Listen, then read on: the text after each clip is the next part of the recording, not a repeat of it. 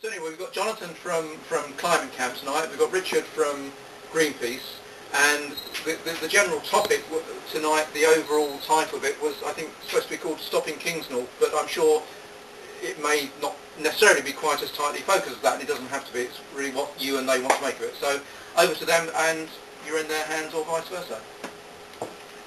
Great, thanks Albert. Hi everyone, I'm Jonathan. I'm part of Climate Camp, or the Camp for Climate Action as it's called. What would be quite useful to start off with is to find out, has anyone been to Climate Camp? Did any of you go to the Climate Camp on Blackheath last week? Last week? Okay, so a few of you. Well, there's quite a few of you, but not everyone. Okay, so I'll start by saying what Climate Camp is.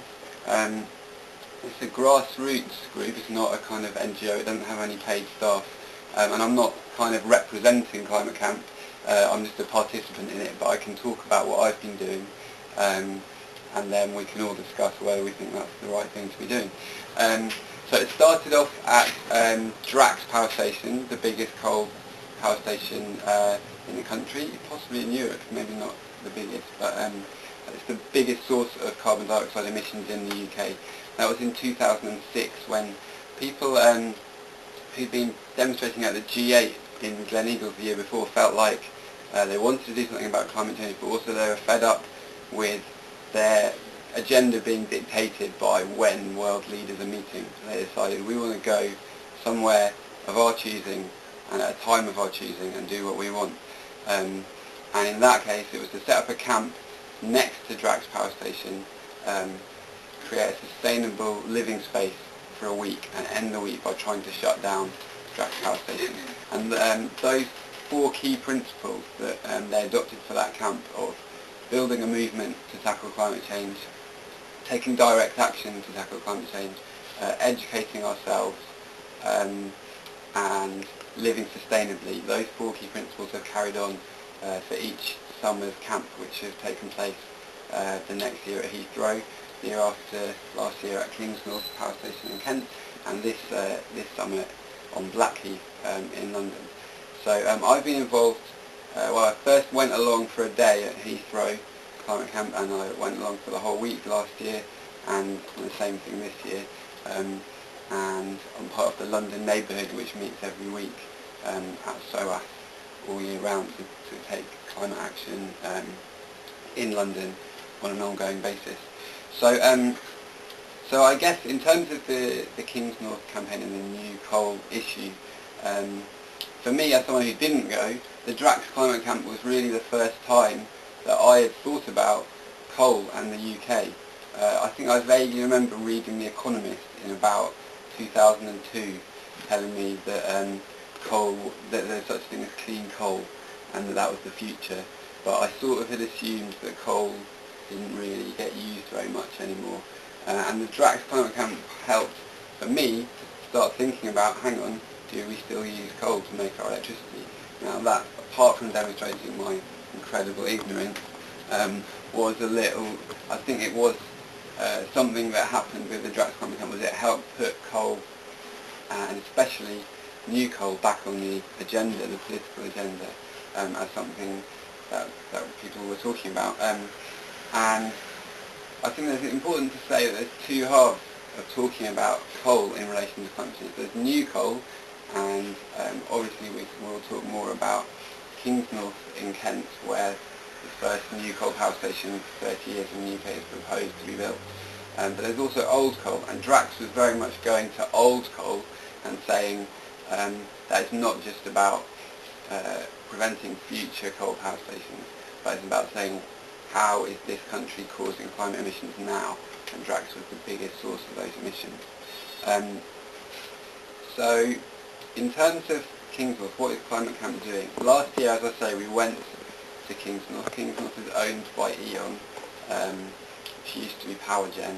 E.ON's a German company which took it over, and the planning permission for the new power station has been going through, and as I'm sure Richard will say, a long discussion process.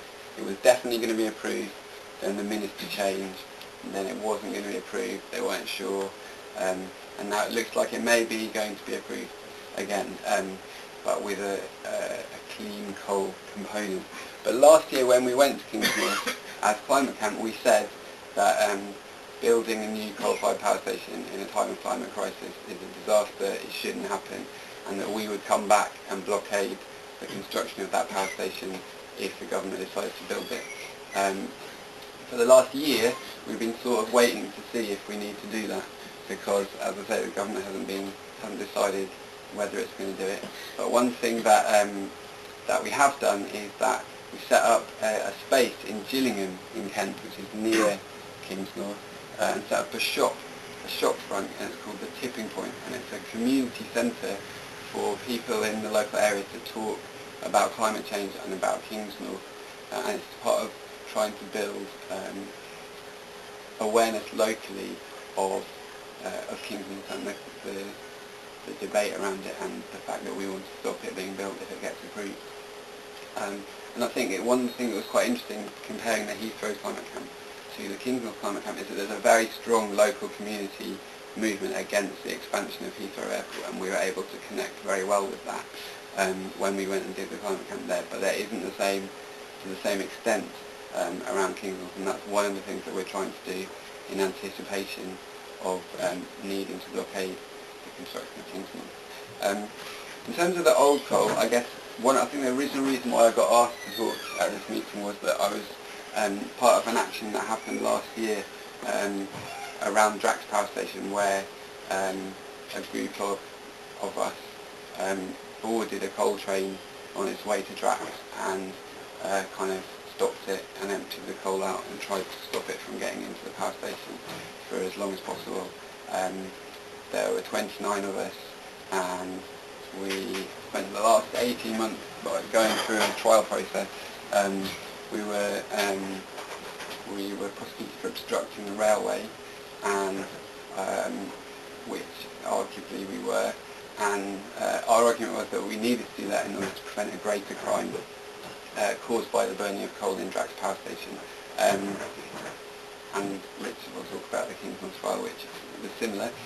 I'll say very quickly on that we weren't using the same defence as the Kingsnorth people. They were being prosecuted for criminal damage, we were being prosecuted for obstructing the railway. So our only defence was of necessity to prevent the loss of life, and the judge in a pre-trial hearing decided that no one is harmed by the burning of coal or by the passage of the train to Drax Power Station, and so he decided that we weren't allowed to talk about climate change at our trial. So we didn't have James Hansen, NASA's chief scientist, as a witness. We only had ourselves. So we represented ourselves as best we could, and we did manage to talk about climate change in the course of the trial a little bit, in a kind of interesting battle of wills with the judge, where he would say, "You can't talk about climate change, as you know," and we would say, "Thank you very much, I completely understand," and then try and talk about it for as long as possible until he told us to shut up. And so we did manage to get out some of our arguments, and our arguments were that if you take the government's own statistics, the Stern report on climate change, then Drax causes millions of pounds worth of economic damage to society every day through the burning of coal, and 180 lives are lost every year as a result of the coal burnt at Drax. If you take the proportion of carbon emissions Drax produces and divide that into the total number of lives lost according to the UN from climate change every year already. So those are the kinds of arguments that we're trying to get out in our trial. The jury found us guilty because they were told to, basically. And last week we got, most of us got conditional discharges after the judge accepted that we were nice people. So that's a very, in short, that's the story. I don't really want to talk about myself too long, so I can answer more questions about that if people are interested or if they don't already know. So in terms of Climate Camp and Kingsnorth, as I say, we've made this commitment that we as a movement of people will be back at Kingsnorth to stop it being built if it gets approved, and that very much connects to at least one aspect of the big gift campaign that Greenpeace and other NGOs are running. And